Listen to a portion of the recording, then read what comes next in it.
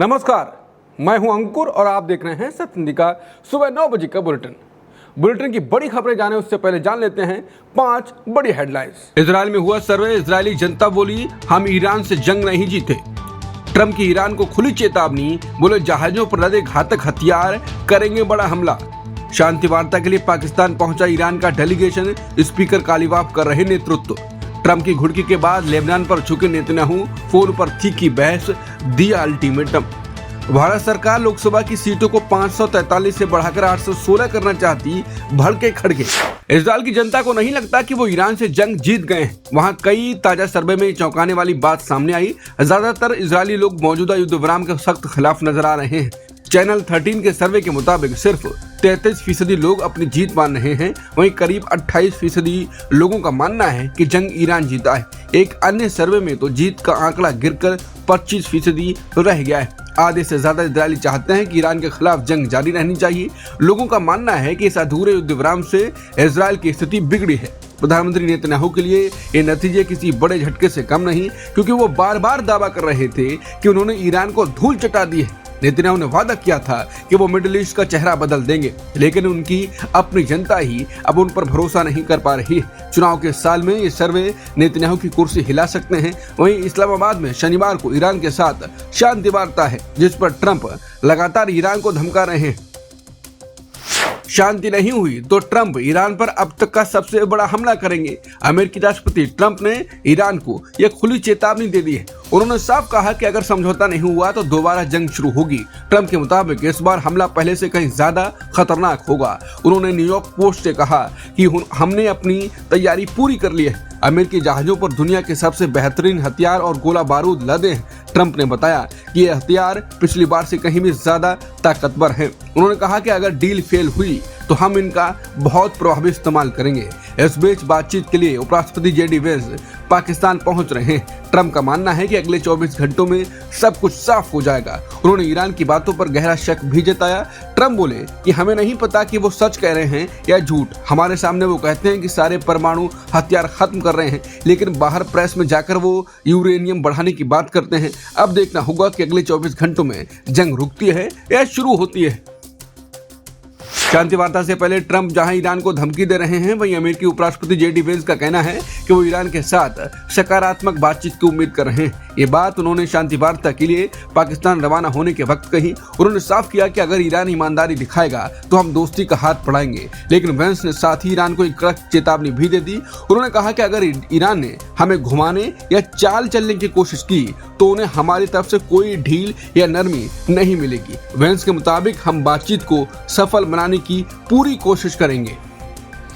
Iran का बड़ा delegation शांति वार्ता के लिए पाकिस्तान पहुंच गया है। इस डेलीगेशन की अगुवाई ईरान के संसद स्पीकर मोहम्मद कालीबाफ कर रहे हैं। ईरानी मीडिया के मुताबिक ये टीम शुक्रवार को इस्लामाबाद पहुंची। अमेरिका के साथ होने वाली इस बैठक पर पूरी दुनिया की नजर है। हालांकि ईरान ने साफ कहा कि बातचीत तभी होगी जब शर्तें मानी जाएंगी। ईरान चाहता है कि वॉशिंगटन पहले उनकी पुरानी मांगों को पूरा करे। कालीबाफ ने ही रवाना होने से पहले ट्वीट कर बताया था कि बातचीत शुरू होने के लिए 2 काम जरूरी हैं। पहली शर्त है कि इजराइल को लेबनान में तुरंत हमले रोकना चाहिए। दूसरी शर्त है कि अमेरिका ईरान के रोके गए अरबों रुपए जल्द वापस करे। कालीबाफ के मुताबिक इन 2 कामों के बिना कोई भी समझौता मुमकिन नहीं। वहीं पाकिस्तान पहुंचे ईरानी डेलीगेशन में राजनीति से लेकर सेना के बड़े अधिकारी शामिल हैं। ईरान के विदेश मंत्री और रक्षा परिषद के सचिव भी टीम का हिस्सा हैं। साथ ही सेंट्रल बैंक के गवर्नर और कई सांसद भी साथ आए हैं। इतनी बड़ी टीम भेजने का मतलब है कि ईरान पूरी तैयारी में है। अब देखना होगा कि क्या अमेरिका ईरान की इन शर्तों को स्वीकार करता है। शांति वार्ता से पहले ईरान ने कहा कि युद्ध विराम के बाद उन्होंने किसी भी देश पर हमला नहीं किया। ईरानी सेना का कहना है कि उन्होंने अब तक किसी भी देश की तरफ कोई मिसाइल नहीं दागी। IRGC ने जोर देकर कहा कि वो शांति के समझौते का पूरा सम्मान कर रहे हैं। उन्होंने ये भी कहा कि अगर वो कभी किसी निशाने पर हमला करेंगे तो वो पूरी बहादुरी के साथ आधिकारिक बयान जारी कर इसकी घोषणा करेंगे। ईरान के साथ शांति वार्ता के अलावा वाशिंगटन में आज इजराइल और लेबनान के बीच बातचीत का रास्ता खुलेगा। दोनों देशों के राजदूत पहली बार मेज पर आमने सामने बैठेंगे। इस शुरुआती मीटिंग में आगे की बातचीत का एजेंडा तय किया जाएगा। इजराइल चाहता है कि बातचीत के जरिए हिजबुल्लाह को निहत्था किया जाए। वो लेबनान के साथ शांतिपूर्ण रिश्ते बनाने की कोशिश में है। हालांकि इस बातचीत के रास्ते में कुछ बड़ी अड़चनें भी खड़ी हैं। लेबनान की शर्त है कि बातचीत से पहले इजराइल हमला रोके। लेबनान का कहना है कि वो बमबारी के बीच कोई समझौता नहीं करेगा। उधर इजराइल ने साफ कह दिया है कि वो पहले युद्ध विराम नहीं करेगा। इसी खींचतान के बीच अमेरिका दोनों देशों के साथ लाने की कोशिश कर रहा है। लेबनान से पहले बातचीत को लेकर ट्रंप ने नेतन्याहू को सख्त चेतावनी दी। जब नेतन्याहू लेबनान से बातचीत को तैयार हुए, गुरुवार को ट्रंप और नेतन्याहू के बीच तीखी फोन कॉल हुई। इस बातचीत के तुरंत बाद इजराइल ने लेबनान से शांति वार्ता का ऐलान किया। सूत्रों के मुताबिक ट्रंप ने नेतन्याहू को सख्त लहजे में अल्टीमेटम दिया था। नेतन्याहू को डर था कि अगर वो नहीं माने तो ट्रंप खुद युद्ध विराम कर देंगे। इस हफ्ते दोनों नेताओं के बीच ये तीसरी बड़ी बातचीत थी। मंगलवार को भी ट्रंप ने नेतन्याहू से ईरान के साथ युद्ध विराम पर चर्चा की थी।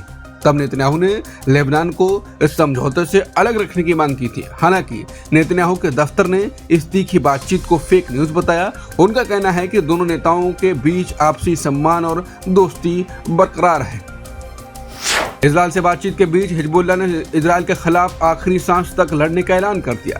हिजबुल्लाह नेता नईम कासिम ने साफ कहा कि वो दुश्मन से नहीं डरते। उन्होंने इजराइल पर पुराने युद्ध विराम को धोखा देने का आरोप भी लगाया। कासिम का कहना है कि वो अपनी जमीन बचाने के लिए पीछे नहीं हटेंगे। दरअसल इजरायली पीएम नेतन्याहू ने लेबनान में हमला जारी रखने की बात कही है। नेतन्याहू ने साफ कर दिया है कि फिलहाल कोई युद्ध विराम नहीं होगा।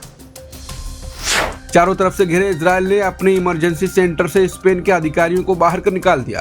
प्रधानमंत्री नेतन्याहू ने खुद इस बड़े फैसले का ऐलान किया। उन्होंने आरोप लगाया कि स्पेन इजरायली सेना को बदनाम कर रहा है। दरअसल ये बात सच भी है कि स्पेन काफी समय से इजराइल की नीतियों की कड़ी आलोचना कर रहा है। विरोध में स्पेन पिछले महीने ही अपना राजदूत वापस बुला चुका है। नेतन्याहू ने गुस्से में कहा कि स्पेन आतंकियों के बजाय इजराइल पर हमला कर रहा है। उन्होंने साफ कर दिया कि जो लोग इजराइल के खिलाफ बोलेंगे वो अब उनके साथी नहीं हो सकते। इजराइल अब स्पेन को क्षेत्रीय सुरक्षा के मामलों से दूर रखेगा। इस फैसले से दोनों देशों के रिश्तों में कड़वाहट और बढ़ गई है। अब देखना होगा कि स्पेन इस कड़े कदम का क्या जवाब देता है।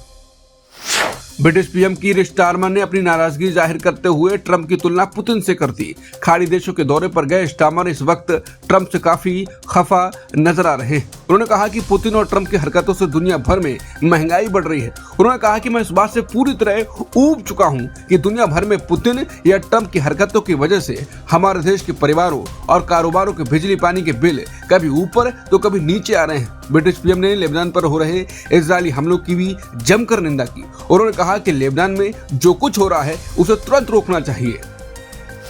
ऊर्जा सुरक्षा और तेल की सप्लाई सुनिश्चित करने के लिए विदेश मंत्री जयशंकर यूएई जा रहे हैं। वो 11 और 12 अप्रैल को संयुक्त अरब अमीरात के दौरे पर रहेंगे। अमेरिका, इजराइल और ईरान के बीच बढ़ते तनाव को देखते हुए दौरा बेहद अहम है। पश्चिम एशिया की जंग की वजह से भारत की ऊर्जा सुरक्षा पर खतरा बढ़ रहा है। प्रधानमंत्री मोदी के निर्देश पर भारतीय मंत्री लगातार खाड़ी देशों के संपर्क में बने हुए हैं। विदेश मंत्रालय के मुताबिक जयशंकर अभी मॉरिशस में हैं और वहां से सीधे यूएई पहुंचेंगे। वहां वो अमीरात के बड़े नेताओं के साथ खास बैठक करेंगे। जयशंकर पिछले कई दिनों से ईरान और अन्य पड़ोसी देशों के संपर्क में भी हैं।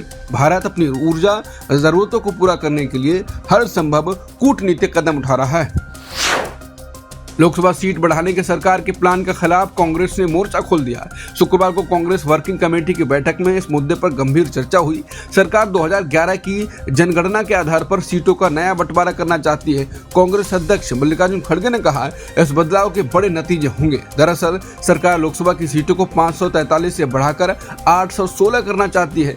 ऐसे अनुपात में राज्यों के विधानसभा सीटों में भी भारी बढ़ोतरी होगी। खड़गे का मानना है कि इससे देश की चुनावी व्यवस्था पर गहरा असर पड़ेगा। अब कांग्रेस 15 अप्रैल को विपक्षी गठबंधन इंडिया की बड़ी बैठक बुलाएगी। इस बैठक में सरकार को संसद के विशेष सत्र में घेरने की रणनीति बनेगी। संसद का यह खास सत्र 16 अप्रैल से 3 दिनों के लिए शुरू होने जा रहा है। अब देखना होगा कि संसद के इस विशेष सत्र में कितना हंगामा होता है। सुबह 9 बजे के बुलेटिन में इतना ही। बाकी खबरों के लिए बने रहिए सत्य हिंदी के साथ। नमस्कार।